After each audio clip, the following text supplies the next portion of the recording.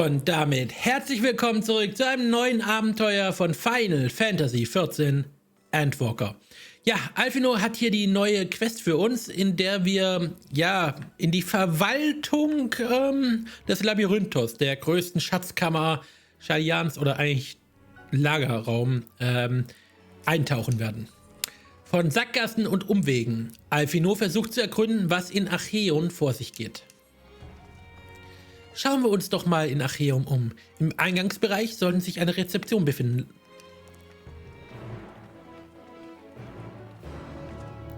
Dann schauen wir doch mal. Hallo? So, da...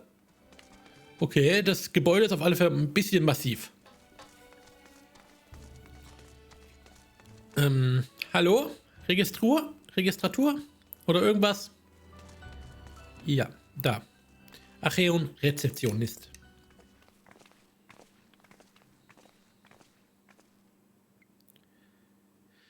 Taliak zum Gruße. Wir sind gekommen, um uns in Acheon umzusehen. Wäre das möglich? Ihr gehört nicht zu den Mitarbeitern des Lagers und wie Klauber seht ihr auch nicht aus. Darf man fragen, welcher Organisation ihr angehört? Ich und meine Begleiter hier gehören zu Baldesions Gelehrten. Meines Wissens sind die Einrichtungen des Labyrinthos noch immer für die Öffentlichkeit zugänglich. Oder hat sich daran etwas geändert? Nun, normalerweise trifft das zu. Allerdings führen wir momentan eine große Inventur durch. Unbefugte haben da keinen Zutritt zu den Lagerstätten des Acheons. Wir sind befugt? Da kann man nichts machen. So frustrierend es auch ist. Wir müssen uns wohl woanders umschauen. Eine Frage noch. Hier sollte es einen Fahrstuhl geben, der zur mittleren Ebene des Labyrinthos führt. Dürfen wir den benutzen? Nein. Ich bedauere, aber der Fahrstuhl ist momentan ausschließlich für den Warentransport reserviert. Da kommen wir ja nirgendwo hin. Eine Unannehmlichkeit, die sich momentan nicht vermeiden lässt. Es steht euch jedoch frei, nach dem großen Inventur noch einmal zurückzukehren. Eine reine Zeitverschwendung war das. So ein Ärger. Dabei waren wir so nah dran, endlich etwas Handfestes herauszufinden. Ziehen wir uns vorerst zurück und überlegen in Ruhe, wie wir als nächstes vorgehen.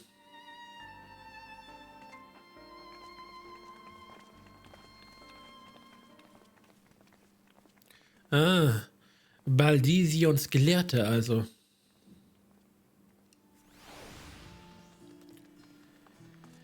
So, hier ist Dollar. Was machen wir jetzt? Ich sehe momentan leider keinen anderen Weg, den Rat auf die Schliche zu kommen. Aber aufgeben möchte ich auch nicht. Das Acheon ist auf jeden Fall vorerst keine Option mehr. Das heißt, wir müssen uns einen anderen Weg nach unten suchen, wenn es dann einen anderen geben sollte. Die einzigen, die noch eine Alternative kennen könnten, sind diejenigen, die uns an dieser Lagerinventur beteiligt sind. Oder aber einer der Klauber nimmt uns mit nach unten. Ich schlage vor, wir teilen uns auf und fragen einfach nach. Vielleicht gibt es da jemand, der eine helfende Hand gebrauchen kann.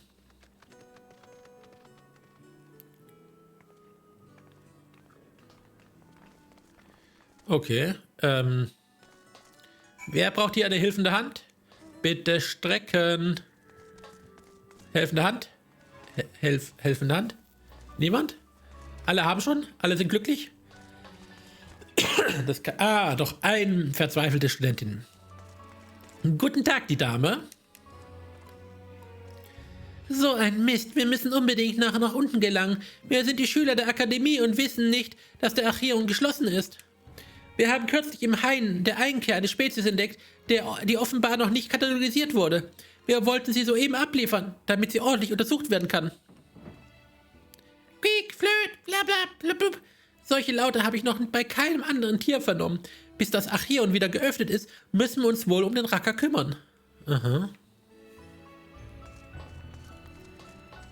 Ist sonst noch irgendjemand, außer Leute, die eine Quest haben? Ich will nur mit Leuten reden. Ich will keine Quest machen. Tut mir leid. Hallo? Ist hier jemand? Sind Sie... Nein, mit dem Fate-Händler muss ich wahrscheinlich nicht reden. Entschuldigung. Da hinten haben wir ja schon jemand. Ein erschöpfter Arbeiter.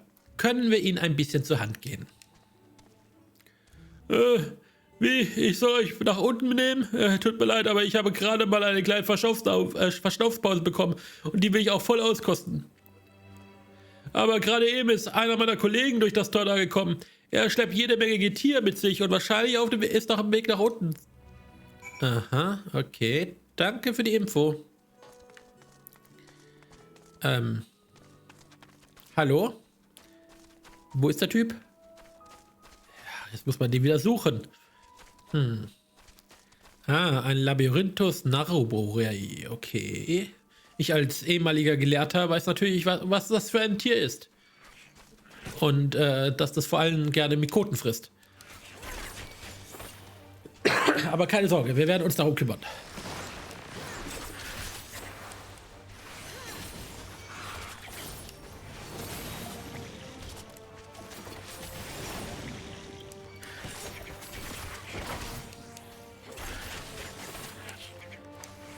So, noch einmal ganz kurz drauf und jetzt ist der nächste dran.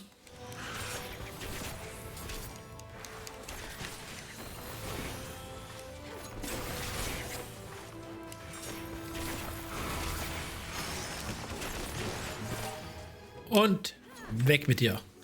So. Hallo? Ach, Ehrenwill, so ein Zufall aus. Psst, leise. Oder du verscheißt sie mir noch.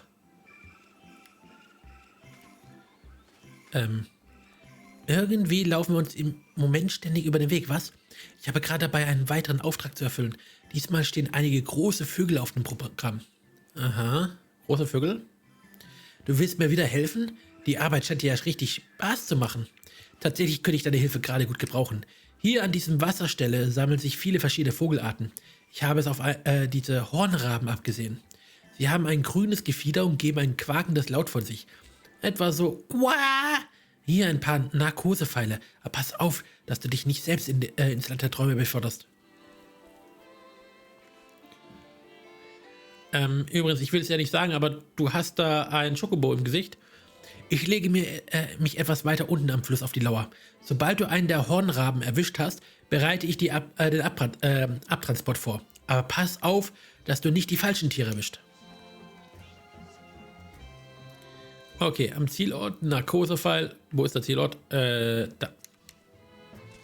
Nimm eine Hornrabe ins Visier, indem du die Kamera bewegst und an deinen Ziel heranzoomst. Okay, das kriegen wir doch hin. Quick walk. Wo ist der Vogel? Grüner Vogel ist es. Da ist ein grüner Vogel. Mit Schnabel. Nee, das ist der falsche. Dann ist es der hier wahrscheinlich. Was? Da ist er. Oh, den habe ich verpasst. Erwischt. Haha. Und jetzt, was läuft er da? Den richtigen Vogel betäubt. Buah.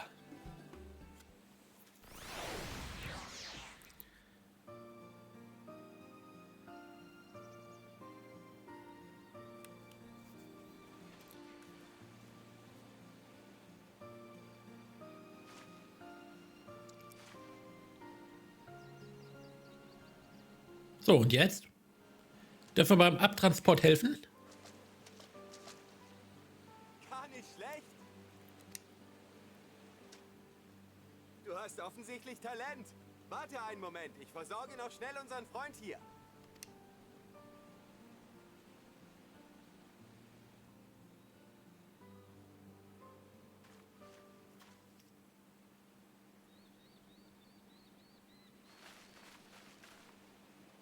Hier bist du.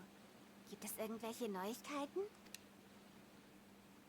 Ja, also, ich habe einen Vogel gefangen.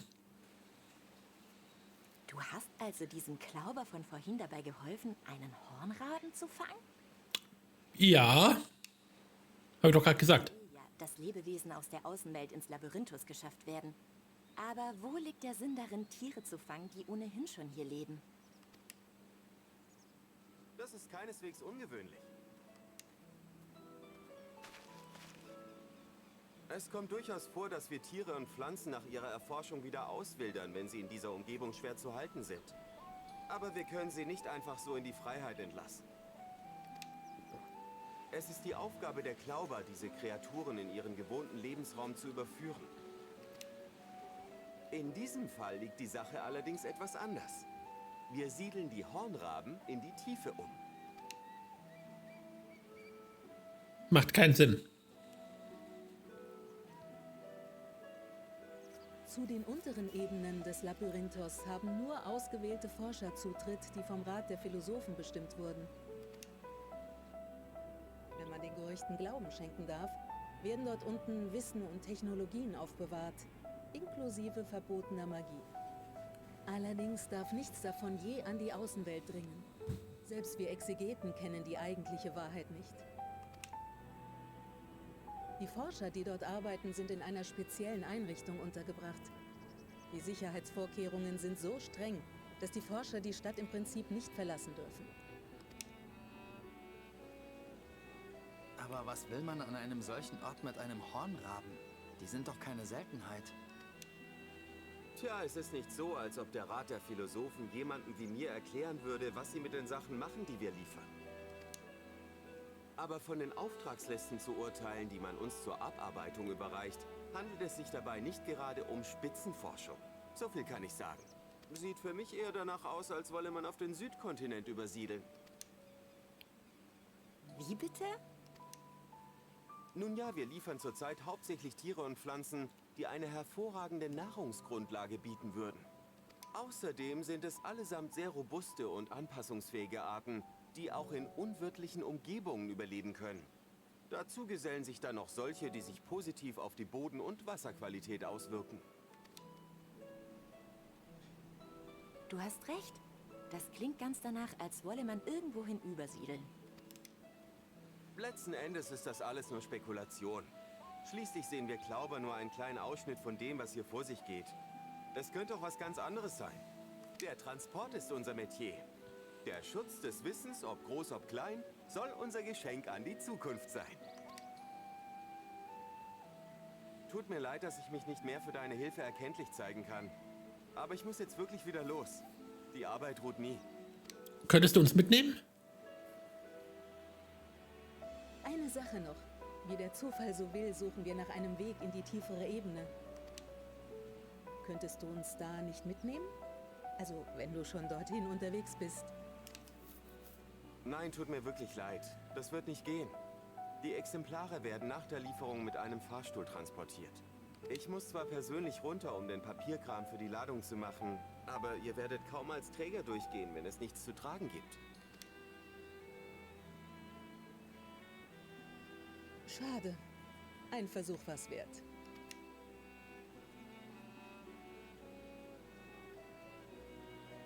Wenn ihr gut in Form seid, gibt es vielleicht noch eine andere Möglichkeit. Seht ihr den Weg dort? Der führt zu Stollen 33. Dort wird Material zur Erweiterung des Labyrinthos gewonnen. Es ist zwar nicht die sicherste Passage, aber man kann sie nutzen, um zum Medialzirkel zu gelangen. Von diesem Stollen habe ich noch nie gehört. Danke, das hilft uns wirklich sehr weiter. Nichts zu danken. Aber denkt daran, ihr handelt auf eigene Verantwortung. Wenn ihr euch nicht hundertprozentig sicher seid, solltet ihr euch lieber einen anderen Weg suchen. Viel Glück. Danke, werden wir brauchen. So, jetzt bin ich gespannt, ob das ein Dungeon ist, ob das einfach nur ein Weg ist oder irgendwas. Ein Weg. Und momentan sehe ich keine Alternativen. Also nehmen wir diesen Stollen doch mal unter die Lupe. Genau. Ich hoffe, es ist was, wo man ein bisschen Action kriegt. Langsam kann ich das echt mal gebrauchen. Ich meine, den Vogel abzuschießen, das war ja schon mal etwas, aber es war halt auch nur ein Vogel abschießen. So, jetzt müssen wir da. Okay.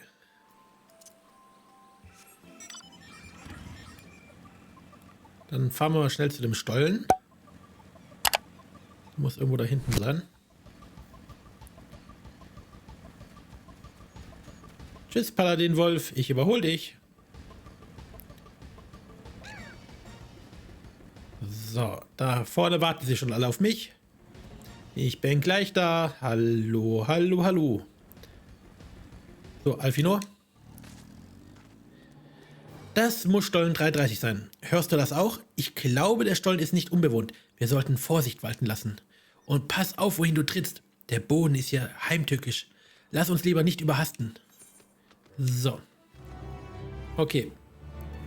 Ich mache einen ganz kleinen Cut, weil ich mich nochmal schnell umziehe. Aber dann geht es gleich weiter. So, Alizé. Trickreich durchs Labyrinth. Alizé ist bereit, Stollen 33 zu durchqueren. Da sind wir es wohl auch.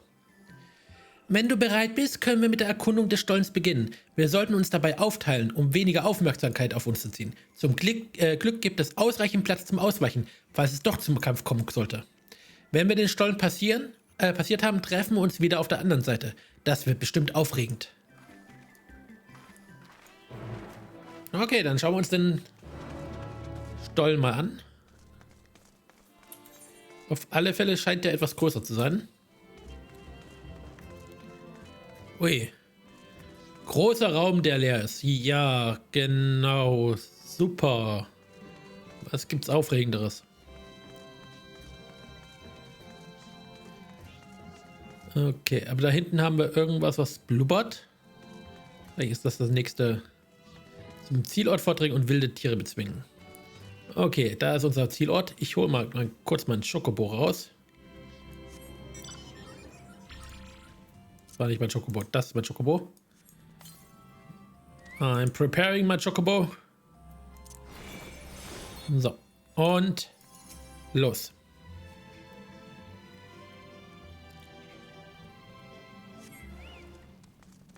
Okay, was müssen wir jetzt kämpfen? Du für... Ah, da. Kleine Mithrilkappen.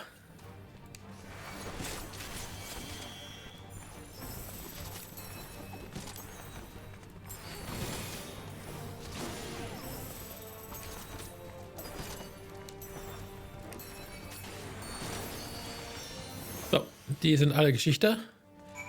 Okay, dann der nächste Zielort. Bis dahin ist wahrscheinlich auch mein Boost wieder bereit.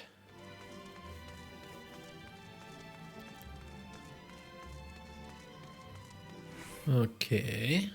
Hinter der nächsten Ecke. Wahrscheinlich warten da wieder Mithrilkappen auf uns. Oder irgendwas anderes. Hallo, Echo, Echo, Echo, Echo. Da, nächster Zielort. Ah, der Kleine hat uns schon gespoilert. Zielort. Wobei, ich kann tatsächlich auch reiten. Dann werden wir schneller durch. Können wir mehr Quests erledigen. Das machen wir, sobald wir hier Ausschau gehalten haben. Ah, 3 Mithril-Kappen.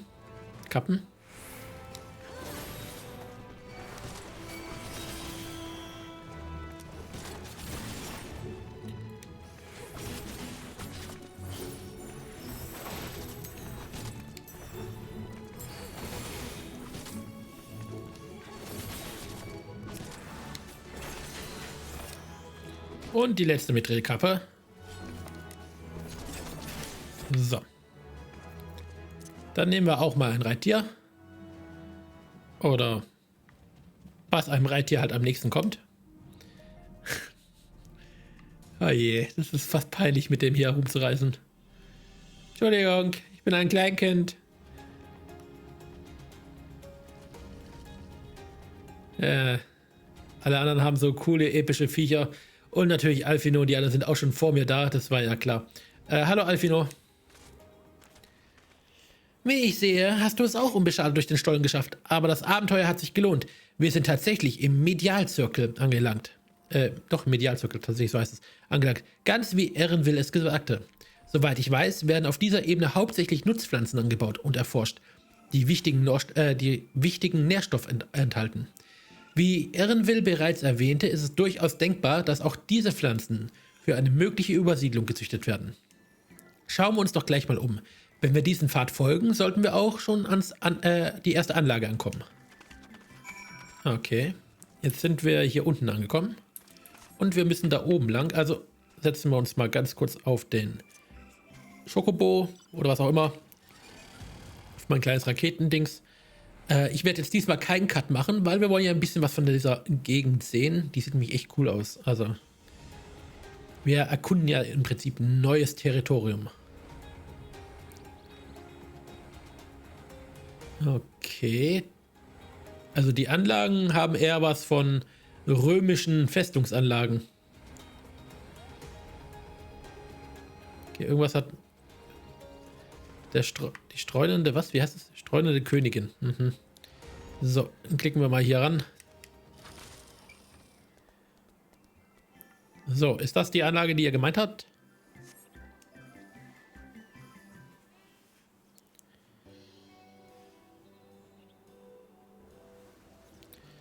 Okay, auf alle Fälle mal Wein gibt es hier. Kürbisse, perfekt. Ah, richtig. Du musst Melias Agrarbotanik sein. Was? Achso, das muss. Okay. Im Labyrinthus werden allerlei Pflanzen gezüchtet und Anbaumethoden aus aller Welt erforscht. Und das ist der Ort, an dem das geschieht. Angeblich werden auch die Forscher, die hier im Labyrinthus permanent arbeiten, mit diesen wissenschaftlich optimierten Nahrungsmitteln versorgt. Manchmal findet man diese Lebensmittel auch auf der Agora. Wenn man nicht genau sagen kann, was man vor sich hat und es zum Verzehr gedacht ist, stehen die Chancen gut, dass es hier unten seinen Ursprung hatte. Daher heißt es ja auch so schön, schon seit eh und je, Vorsicht beim Gemüse ohne Namen oder Obst, das mit einer Auflistung der Nährwertgehalt serviert wird. Man weiß nie, was da genau auf den Teller landet. Hier sind kaum Glauber zu sehen, aber alle wirken irgendwie gehetzt. Vielleicht haben wir Glück und jemand hier weiß, was es mit diesem großen Inventur auf sich hat. Wollen wir uns mal wieder aufteilen und umhören? Dafür bin ich geboren. Aufteilen und umhören. Sehr gut. Ich denke ohnehin, dass du die besten Chancen hast, etwas herauszufinden. Die Leute sind hier dir gegenüber irgendwie immer aufgeschlossener.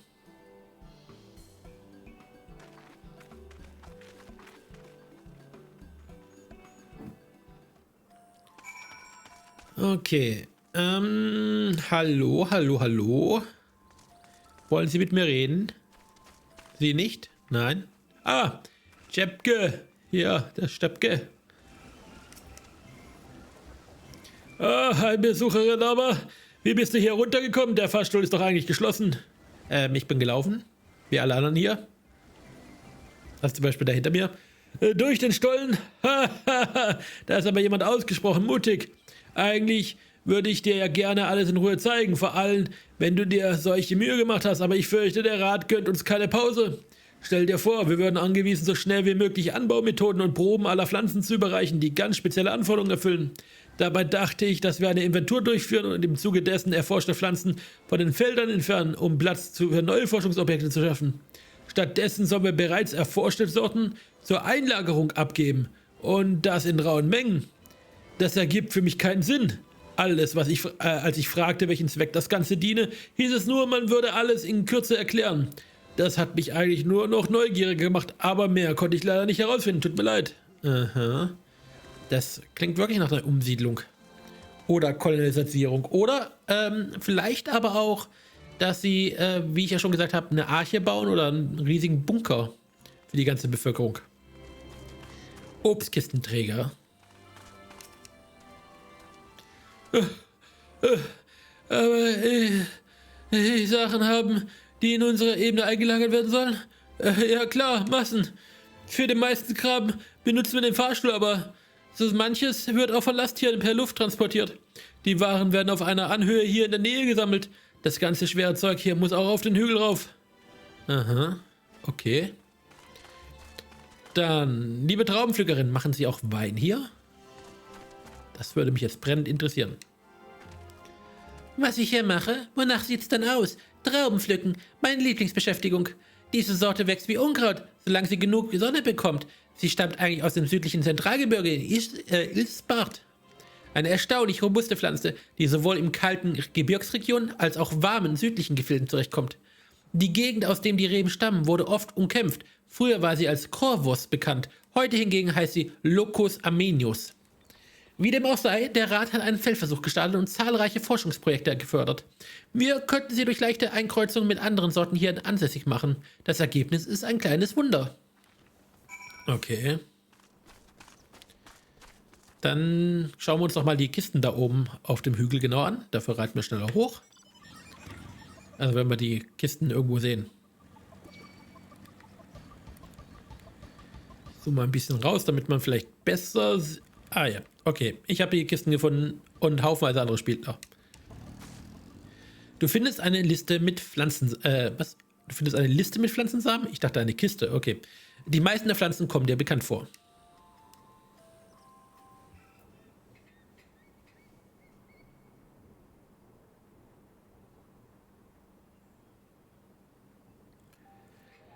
Mhm. Okay, weiße Blumen. Mhm.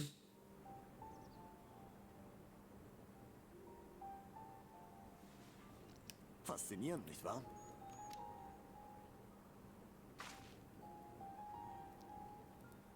Aber sie sind nicht nur schön anzusehen. Die Blumen können auch direkt in unsere Seele blicken. Wir nennen sie Herzblüten.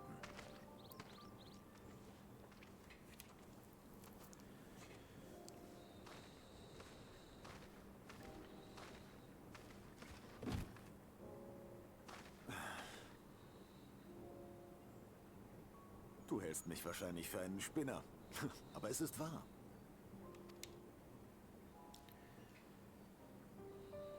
Im Moment ist sie aschgrau. Vielleicht fühlt sie den Stress der Arbeiter um sie herum. Alle sind wegen der plötzlichen Flut an Aufgaben furchtbar gehetzt, musst du wissen. Wenn man guter Dinge ist, dann erstrahlen die Blüten in leuchtenden Farben. Es ist wunderschön. Ist man aber verstimmt, dann werden sie dunkel und, naja, du siehst ja selbst. Was genau hinter diesem Phänomen steckt, das wissen nicht einmal die führenden Botaniker Schalayans. Aber das ist bei weitem nicht das einzige Rätsel, was sich um diese Pflanze rankt. Sie sind zum Beispiel sehr langlebig, aber vermehren sich dafür nur langsam. In der Natur sind sie deshalb kaum zu finden. Wir würden ja gerne ihre Verbreitung aufzeichnen, aber sie sind so selten, dass wir nicht einmal wissen, wo ihr natürliches Habitat ist. Überhaupt haben wir bisher nur wenige getroffen, die von ihrer Existenz wussten. Aber alle hatten sie eine andere Bezeichnung für sie. Selbst ihren wirklichen Namen kennen wir also nicht. Diese Pflanze ist so faszinierend, dass mein Botanikerherz geradezu danach schreit, sie eingehend zu erforschen. Aber momentan sind wir alle zum Transport abkommandiert. Ach, dabei fällt mir ein, dass ich noch was erledigen muss.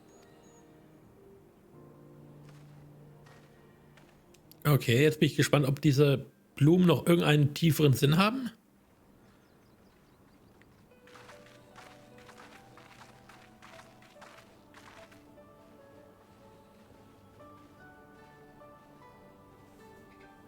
Hatte der Rugadin etwas Interessantes zu erzählen?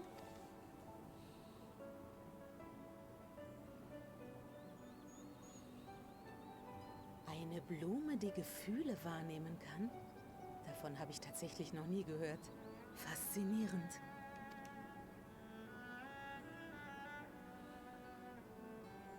Das ist ja alles ganz spannend, aber es bringt uns nicht in der Frage weiter, was der Rat der Philosophen zu verbergen hat. Wir stehen mit leeren Händen da. Stimmt schon. Ehrenwils Vermutung, dass man Nahrungsmittel hortet, scheint sich zu bestätigen, wenn man die Aktivitäten hier betrachtet. Aber selbst die Klauber schienen nicht zu wissen, welcher Plan dahinter steckt. Ach, wenn wir doch nur die Ratsmitglieder selbst fragen könnten.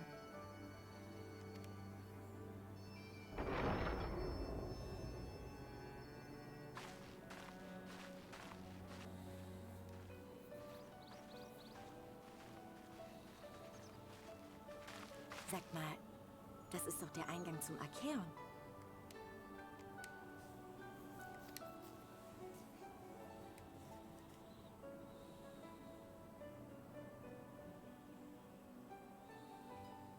Und wenn mich meine Augen nicht täuschen, dann ist das unser Freund Ehrenwil.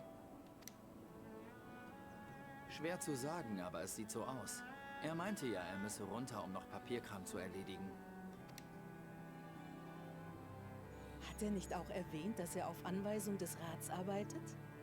Folglich müsste er seine Berichte doch bei einem Ratsmitglied abliefern.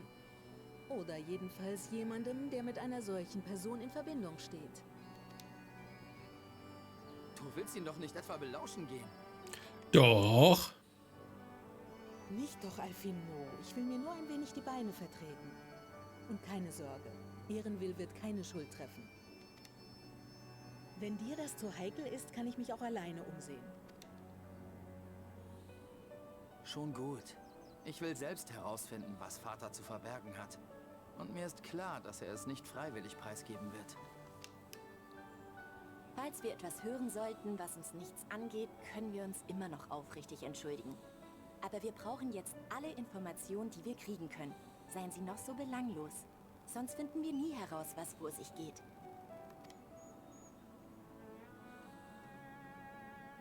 Ich hoffe, du bist auch dabei. Und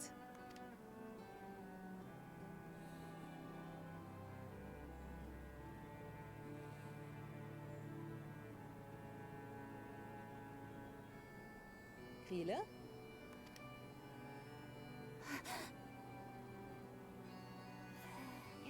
Ja, sicher. Klingt gut.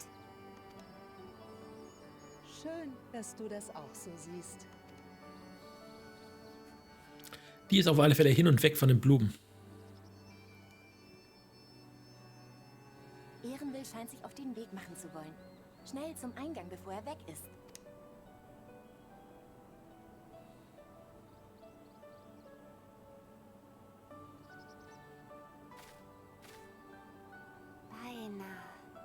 Beinahe hätte ich dich erreicht.